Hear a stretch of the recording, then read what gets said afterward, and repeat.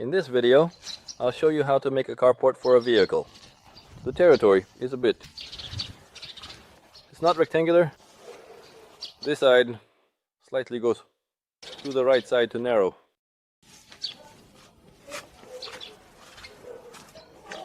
And the right side also leans to the right, but at a smaller angle.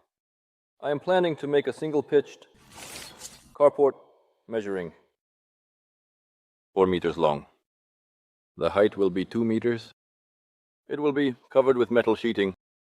Here there will be a meter-long truss, which will provide rigidity. There will be 5 of them, spaced 1 meter apart. On the front post of the carport, there will be double gates and a small gate attached. I plan to make the gate from corrugated sheets and a square type profile of something like that. The height of this small gate will be 2 meters. In the next step, we'll use a special drill with a diameter of 20 centimeters to make small holes for the posts. The posts need to be buried 90 centimeters deep.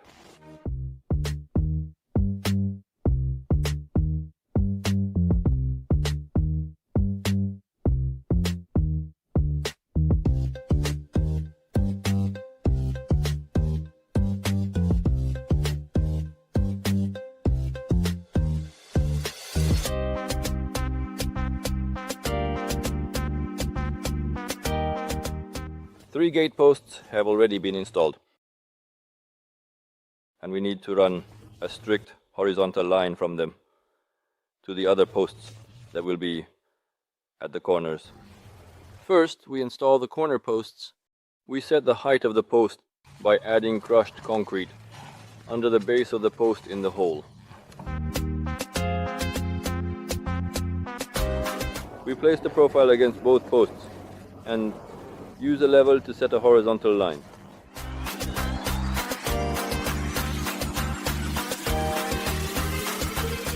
With the height of the posts, we guessed right, a strict horizontal line at the top.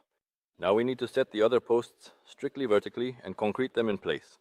I'm going to use concrete of grade M300. I have cement 550. The strongest. The proportions are a bit less than for 400. 10 liters of cement, 22 liters of sand, and 37 liters of gravel. We have a concrete mixer that's not very big, so we divide everything by 2 and get these numbers. Liters of the solution.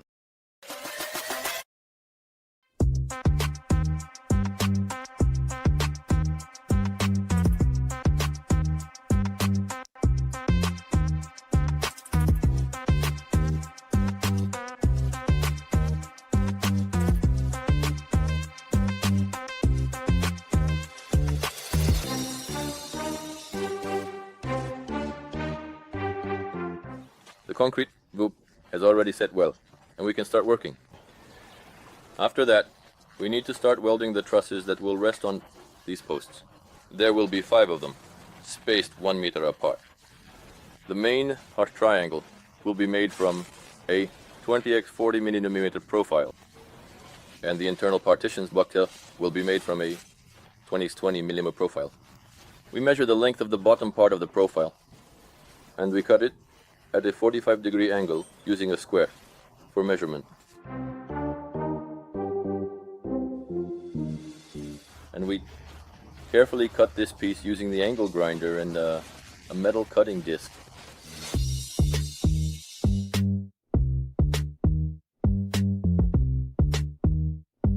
Now we need to cut a 1 meter piece of profile to create the right triangle.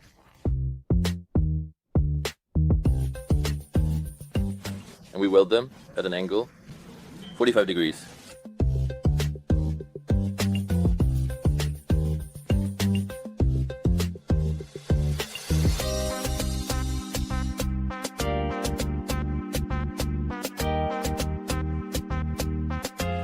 Now we place the top part of the profile and cut it so that this half is closed at an angle.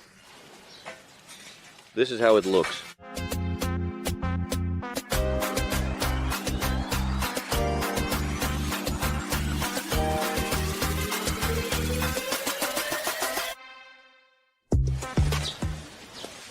The joint finished. Carefully, we cut off this part.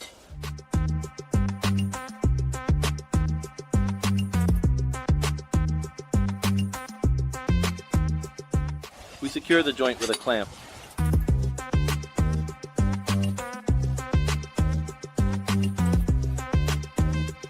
And we carefully fill in this joint.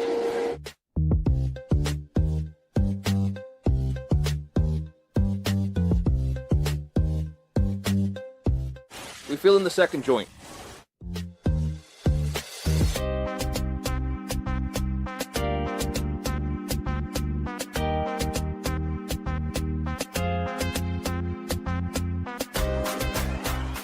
The main triangle is ready. Now let's weld the seams well on all sides.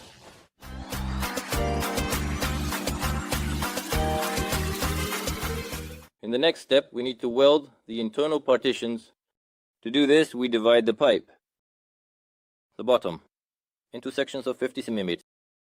This will be the slope distance of one partition, and the total distance between them will be 1 meter.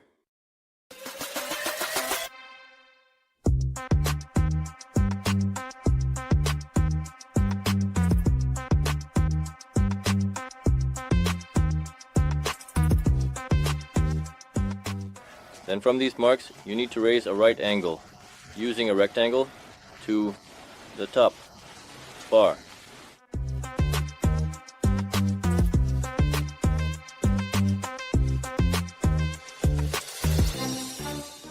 Now we measure the distance between the two opposite points and cut the 20 by 20 millimeter profile to that length.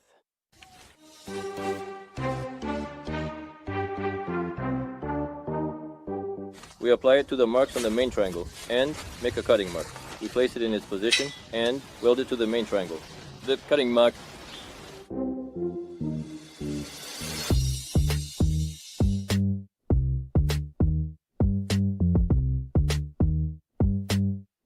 we put it in its place and weld it to the main triangle.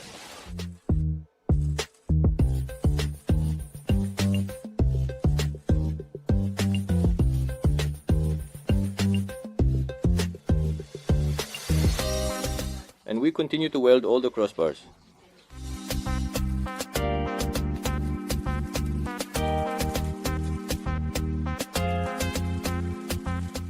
Here's one truss, almost ready. All that remains is to turn it over to the other side and weld all the seams.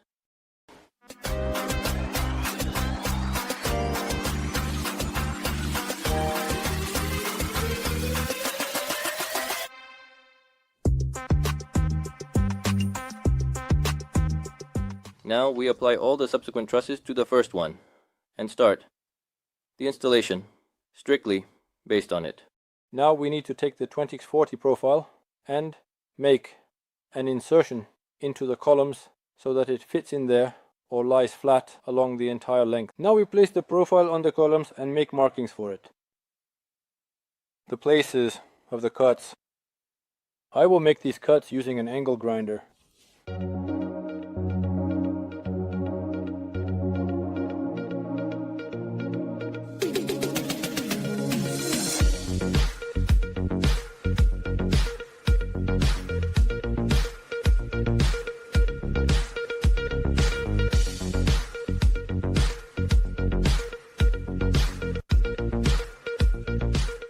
And we place the profile in its spot, which is cut into the vertical columns.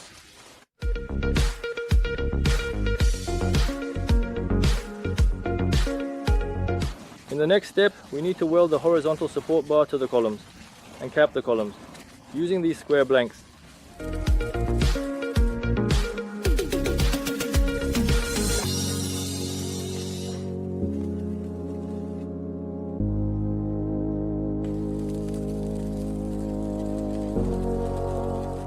In the next step, we will start mounting the trusses onto the column posts.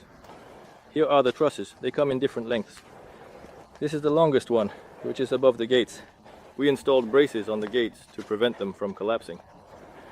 And this upper brace of the truss has securely held the gates and door from sagging. The farm will need to be placed on that post and leveled using a level.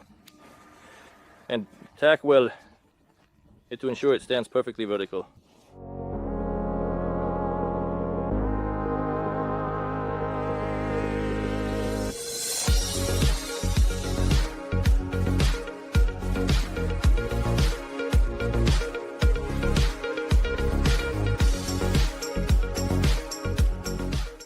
After the first truss is welded, you can open the gate and wicket and check how they close and open and whether they jam.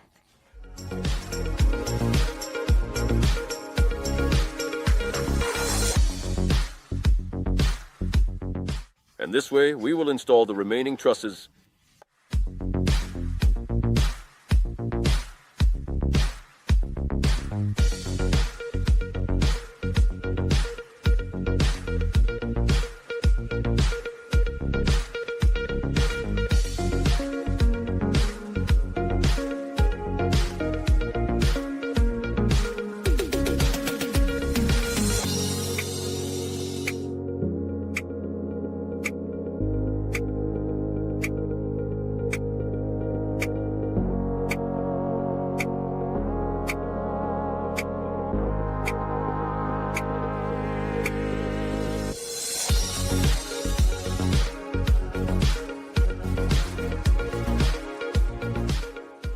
Here, all the trusses are in their places.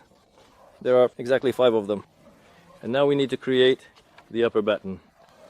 I will create the batten at a distance of 1.50 meters from each other using a 20 by 40 profile.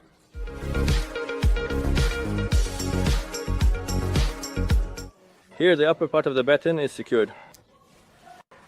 And we secure it, the lower part of the framework, to the truss.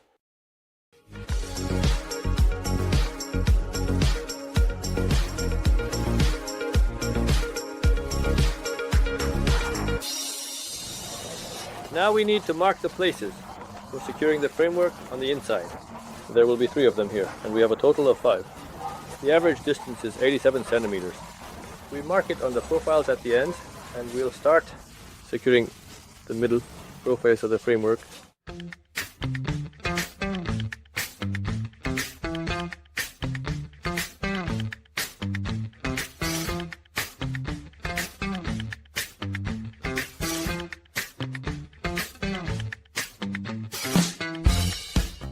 Here the lathing is fixed on the trusses. The lathing profiles are slightly asymmetrical because the size of the trusses is slightly different due to the narrowing of the structure. To ensure that the load on the corrugated sheet from the snow was the same, I distributed it evenly. The framework to both trusses. All that's left is to weld the framework profile to the trusses, and the work at this stage will be finished.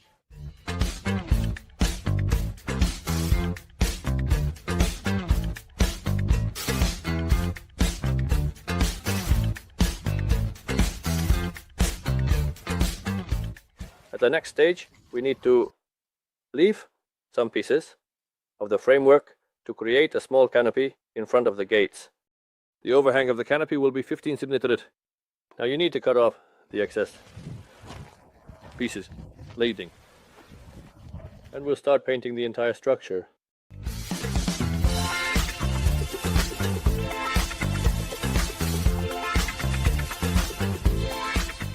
Now let's start painting the carport frame with the same paint we used for the gates, Carport and the 3-in-1 gate. You can use any paint. I'm going to use black glossy 3-component paint. It contains rust remover, primer, and the paint itself. We'll apply the paint in 2 layers with an interval of 6 hours.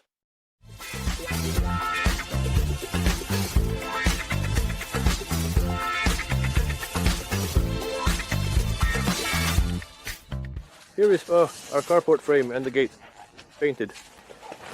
Everything is painted with black 3-component paint that adheres well to metal in 2 layers. At the next stage, we will be covering the carport with corrugated sheet metal. I'm going to cut it using a grinder or an angle grinder, and I'll be using 2 types of discs. This will be a metal cutting disc, a tile saw, and a diamond coated blade. Let's see which one burns through the coating of the corrugated metal less. I will be using corrugated metal that is M wide. An M long, just right for our carport. Thickness of corrugated sheet. The coating is matte, and on the other side it's just a grey primer. The configuration of the carport has a trapezoidal shape, so we will be trimming the rectangular sheets of corrugated metal. The left side of the carport tapers off, while the right side goes straight perpendicular to the axis. To the narrowing, and the right one goes strictly perpendicular. Axis, so we won't touch the right side. We trim the front part because the area is also narrowing. We're extending it by 5 centimeters from the framing profiles. From the profiles. Battens. And let's start opening it up further. We're marking the spots for the hangers.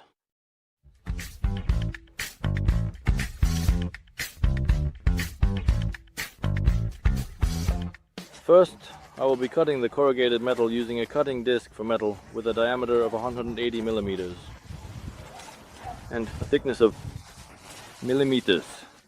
We place the straight profile according to the marks and start cutting.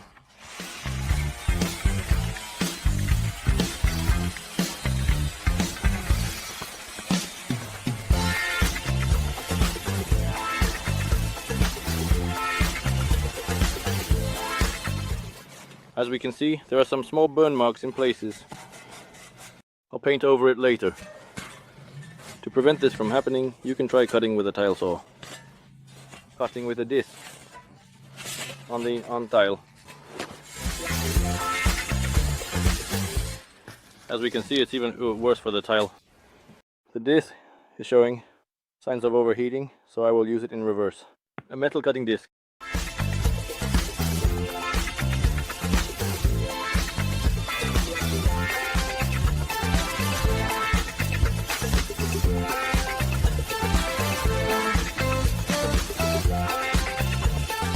As we can see, the edge of the corrugated sheet is not burnt. There are some small burrs. We'll clean them up with a small file. Carefully clean it up with a fine file.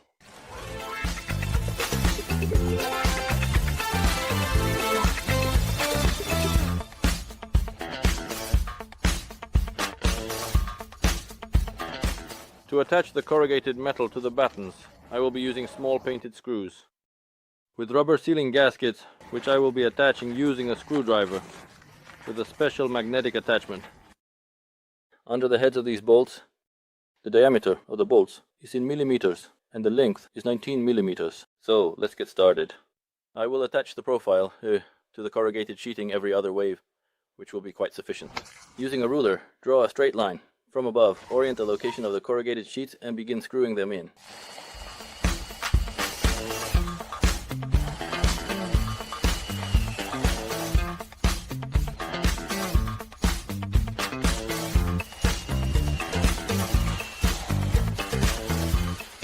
Thus, for cutting corrugated sheets, in my case, the best option was a metal cutting disc, the thinnest one.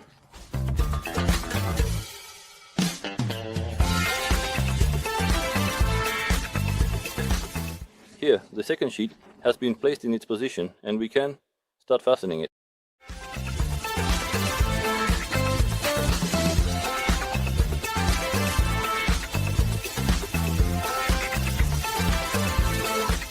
Now you need to cut off the excess pieces of lidding. That will stick out from the corrugated sheet. They should be about 5 centimeters shorter. They should be shorter than the corrugated sheet so that water doesn't get in there.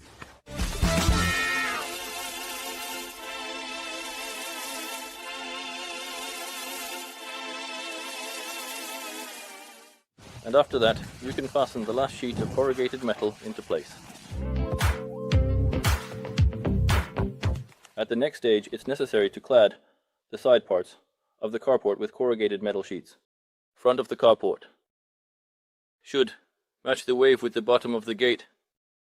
It all needs to be one solid piece. Here the height is 1 meter and everything goes to 0. So, it's essential to measure each sheet carefully and cut it strictly in a trapezoidal shape.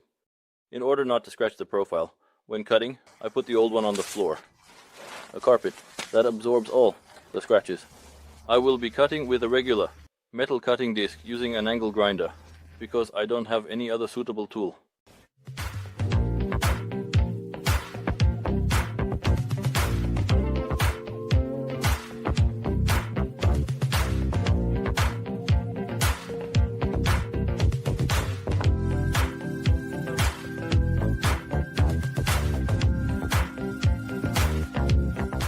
The cut with the grinder media is made without burning, because I quickly go around, and it is possible here that the corrugated sheet is of high quality. Now it is necessary to temporarily fix the corrugated sheet to the structure. To avoid scratching it, I'm using clamps. This type of clamp will gently press the corrugated sheet and won't scratch it. Here, I've temporarily secured the sheet with clamps. It's positioned perfectly vertical, and now I can start screwing it in. Marinade ready.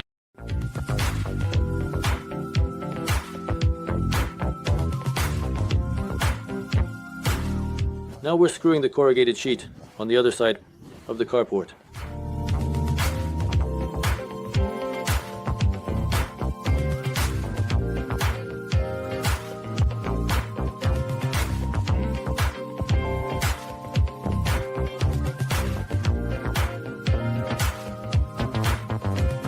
And now we'll start installing the profile on the top part of the end of the carport.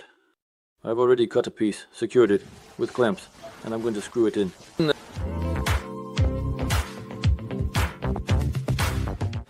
In the next step, we need to finish the top edge, the profile of the carport sheet.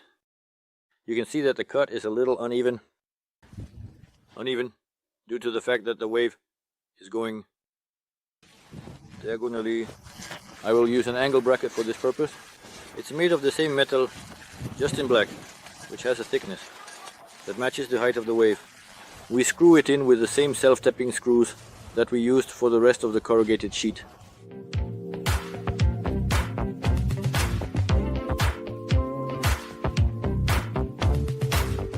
This black edging will match well with the frame of the gate. We attach the angle brackets overlapping each other as we go along the slope of the carport. In order to fit the profile under the profile, I cut off one edge of the profile, and now it will easily fit under the next profile.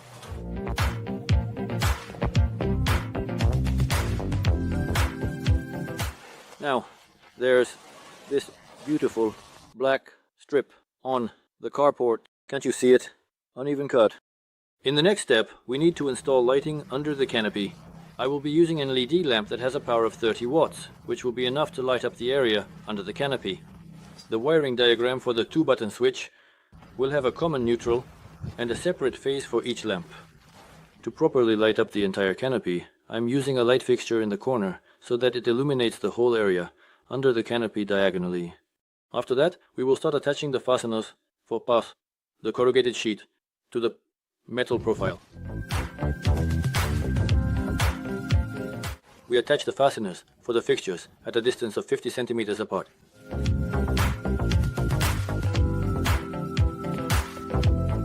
To connect the light fixture, you can use a 3-wire cable, but I don't have that, so we'll do it with 2 wires. 2 wires in diameter. To pass the wire through the corrugated tube, you need to use an awl. Make a small hole at the edge of the insulation of the 2 wires and thread the inner steel piece through it.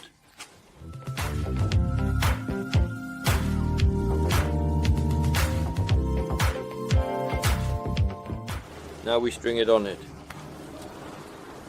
2 wires and neatly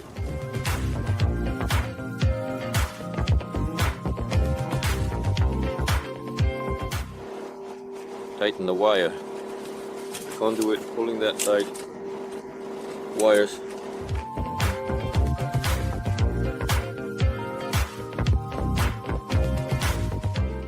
Here, the conduit has been threaded through, and we can start mounting it onto its brackets. Now let's start mounting the light fixture onto the profile sheet. First, we attach the mounting plate using the same self-tapping screws that we used for the profile sheet.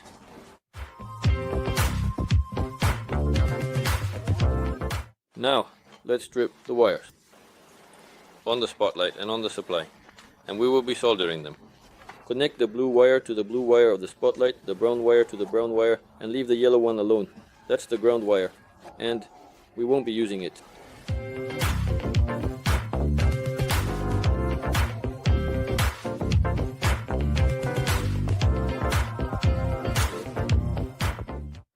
We cover everything with heat shrink tubing.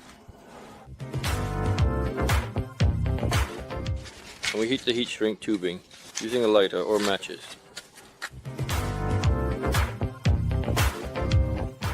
And we mount the spotlight onto its mounting bracket.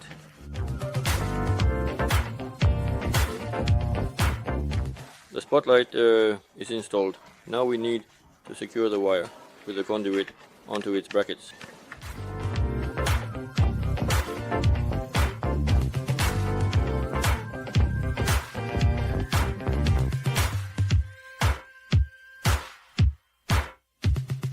Now we secure the upper pots from the outside. A 10-watt LED light for the gate. It's small but bright, and it will be enough to light up the gate at night.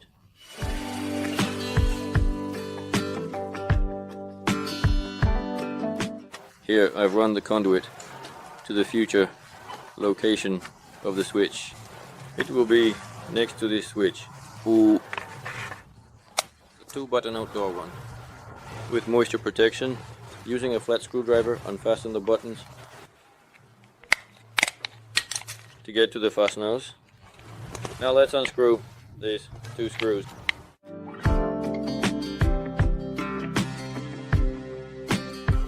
Here's the mechanism. In the next step, we need to secure the switch to the wall. To do this, we press it against the wall and make markings with a pencil for the mounting locations and drilling holes. We insert the dowels into the holes. And screw in the screws.